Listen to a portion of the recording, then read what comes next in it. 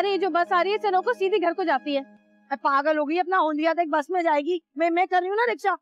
बात सुनो बहन, ये रिक्शे के ना पैसे नहीं बचे मेरे पास। एक अंडा 2000 का दिया उस बाबा ने। गजब खुदा का, मुर्गी का अंडा ना हुआ कोई सोने का अंडा हो गया। और अभी 6 और लेने, यानी कि 7 अंडे 14,000 के। अरे कहाँ से लाऊंगी मैं इतना पैसा। बात सुन, एक बात बता, ये तू बैठ के पैसे आने पाई का हिसाब कर रही है? पागल हो गई है क्या? अरे जिस दिन तेरा काम हो जाएगा ना, उस दिन ससुराल पे राज करेगी, ये सोच तू। पागल ना हो तो। अरे अंडा संभाला हुआ, कहीं पता चला घर जाने तक चटक जाए। चल पैसों की फिक्र नहीं कर, मैं दे लूंगी खुद। रुक जा, उधर वाले को बुलाती हूँ, शायद आ जाए। हाय भरे हुए सारे।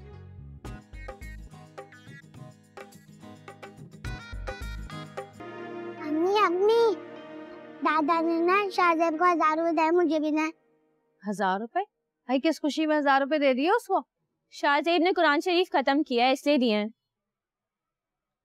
अच्छा तो क्या था जो अगर 500 रुपए मेरे बच्चे के हाथ में भी रख देते हैं, बच्चा अपना समूह लेकर आ गया इतना सा। वो मेरा बच्चा, चल आजा, खबर लेते हैं अभी दादा की। दे इधर, चल बेटा आ मेरे साथ। अब्बू, अगर आपने शाहजेब को 1000 रुपए दिए थे तो कम से कम 500 रुपए मेरे बेटे के हाथ में भी रख देते, उसका भी दिल खुश हो जाता। इतना सोतेलापन क्यों आखिर? अरे भाई, सौतेले जैसा सुलूक का क्या ताल्लुक है? होता है मेरा ये भी।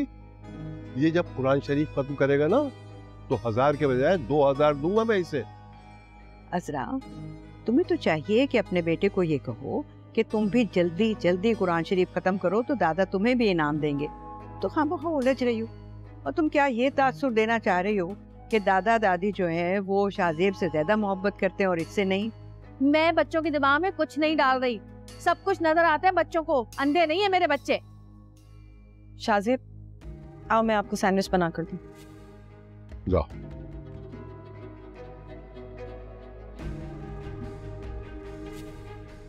अजरा, बच्चे का हौसला बढ़ाओ कि वो कुरान खत्म करे, खामखा मत उलझो। अम्मी, मेरे बच्चों को जब कुरान पर खत्म करना होगा ना, उस वक्त वो कर लेंगे। आप क्यों उनके लिए इतनी हलकान हो रही हैं? मैं क्यों ना हलकान हूँ, आखिर को मेरे बेटी की औलाद है ना। बस बस रहने दे, कितना प्यार है आप दोनों को मैं जानती हूँ अच्छी तरह। मेरे बच्चों के साथ इस घर में सोतेलों जैसा सलूक किया जाता है। कोई प्यार व्यार नहीं करते आप लोग मेरे बच्चों से। चल बेटा चाय पी कर ना, वो थोड़ा धनिया और हरी मिर्ची अस्मा को दे आओ, वो सब्जी वाले से लेना भूल गई थी। जी अम्मा, वैसे आपने बेबी बाजी से बात की? उनसे पूछा कि कल किस बात पे लड़ाई हो रही थी? वो बेचारी भी मेरे पास अपने दिल का बोझ हल्का कर लेती। वैसे ना फरहत अगर अजरा जैसी नहीं है ना तो वो अजरा से कम भी नहीं।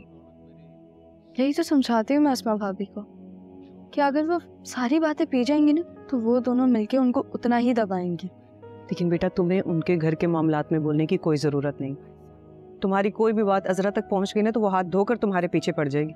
अरे उसे तो पहले नहीं अच्छा लगता हमारा वहां आना जाना। लेकिन अम्मा, जब तक बेबी बाजी है ना वहाँ पे, तब तक हमें वहाँ आने जाने से कोई भी नहीं रोक सकता। कोई तो हो जो अस्मा भाभी की दिलजोई करे।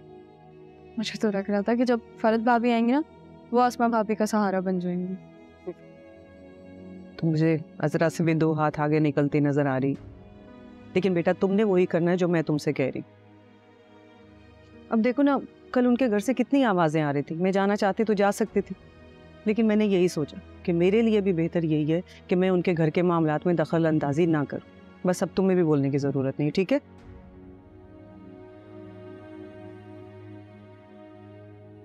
चाय खत्म करके उसे धनिया दे।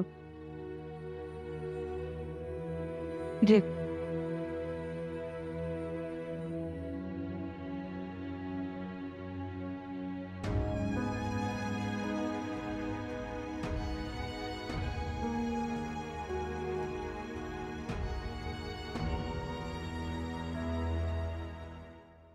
अरे क्या करूं मैं, ये अंडा तो मेरी जान को आ गया है।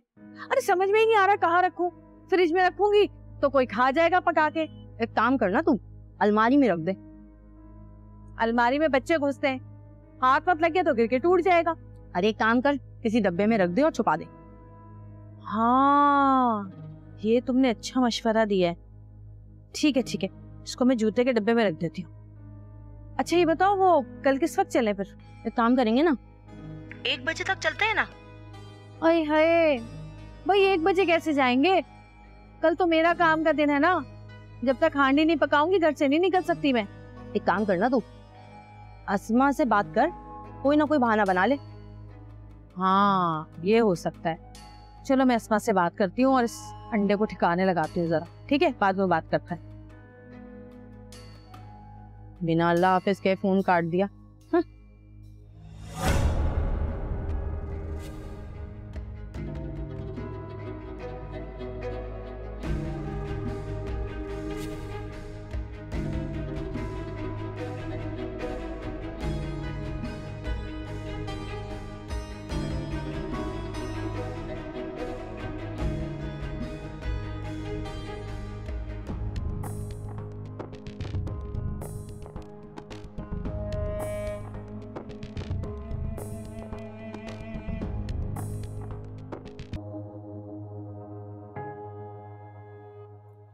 यही सोच रही हो ना कि अभी शादी को 1 महीना भी पूरा नहीं हुआ और बड़ी भी ने काम पे लगा दिया।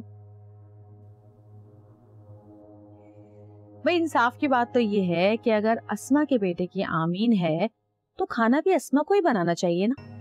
तुम पर क्यों पहाड़ तोड़ रही है? तुम क्यों बनाओगी इतने बड़े टब्बर का खाना? भाई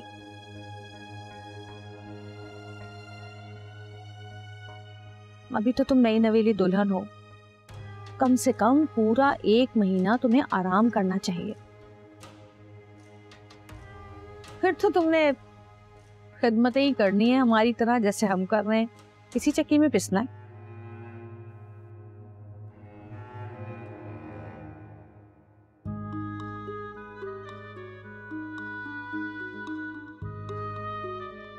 देखो मुझे पता है कि तुम्हारा दिल मेरी तरह से साफ नहीं है,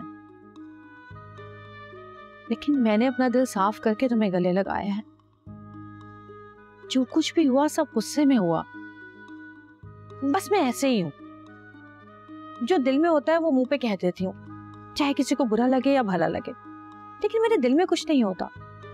कम से कम मैं अस्मा की तरह नहीं हूं कि मुंह पे अच्छी और पीछे कुछ।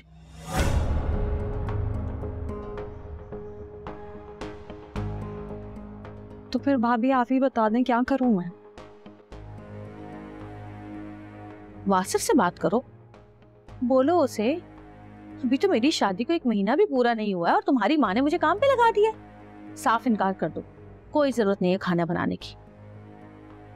देखो अगर आज अपने लिए खड़ी नहीं हुई ना तो कभी भी अपने लिए खड़ी नहीं हो पाओगी। फिर तुम्हारा मुकद्दर बस यही होगा, खिदमतें करवा करवा कर ना ये बड़ी भी तुम्हारा कचूमर निकाल देगी, जैसे कि हमारा निकाला हुआ है। वो कहते हैं ना, कौन सा मुहावरा है, पहले दिन ही बिल्ली मार लो ताकि बार बार म्याऊं म्याऊं ना करे।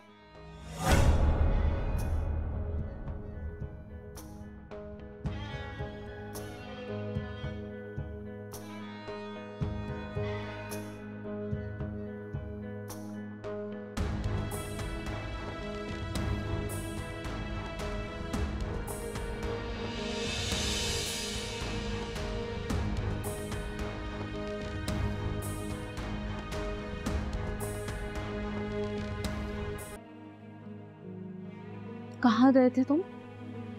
वो वलीद ने नई बाइक ली है तो उसके साथ राउंड लगाने चला गया था। तुम तैयार नहीं हो अभी तक? नहीं, मूड नहीं है मेरा। अब क्या कह दिया अजरा भाभी ने? उन्होंने कुछ नहीं कहा है। फिर क्यों मूड ऑफ है तुम्हारा? तुम्हारी अम्मी चाहती हैं कि शाहजेब की आमीन के लिए मैं खाना बनाऊं।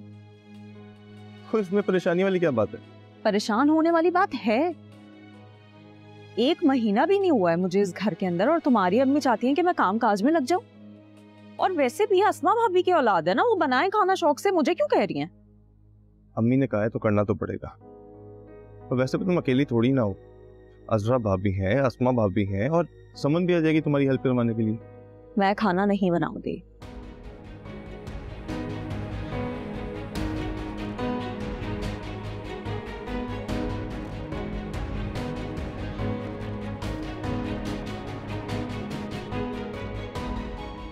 देख, तूने ये करना है जैसे तेरा अब्बा घर पे आएगा ना, हैं, उनके सामने ना जोर जोर से रोने लग जाना, ठीक है? बाकी सब मैं संभाल लूंगी, ठीक है?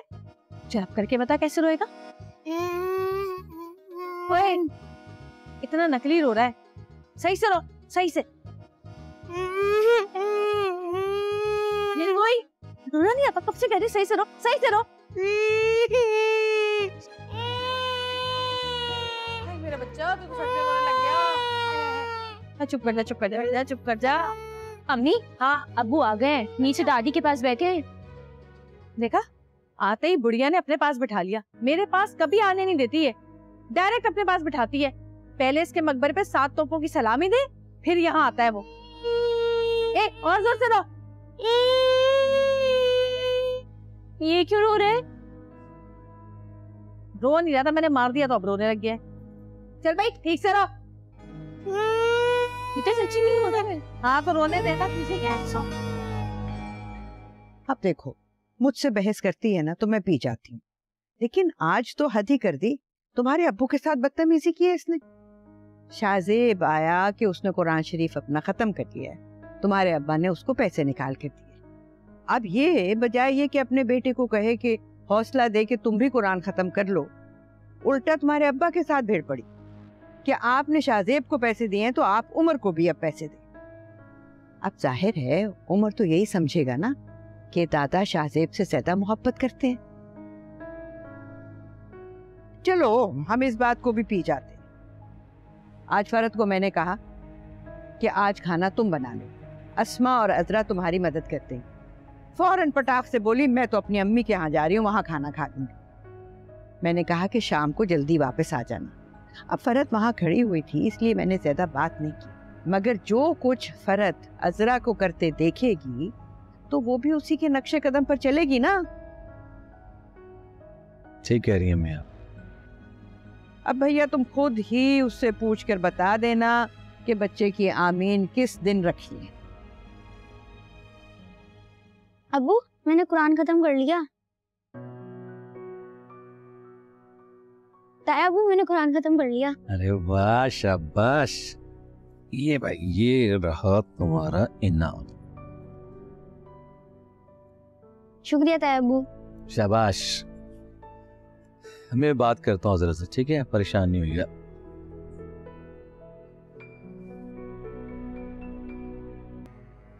बेटा वो तुम्हारा बच्चा है, तुम्हारी औलाद है, उसका ख्याल तुम ही ने रखना है।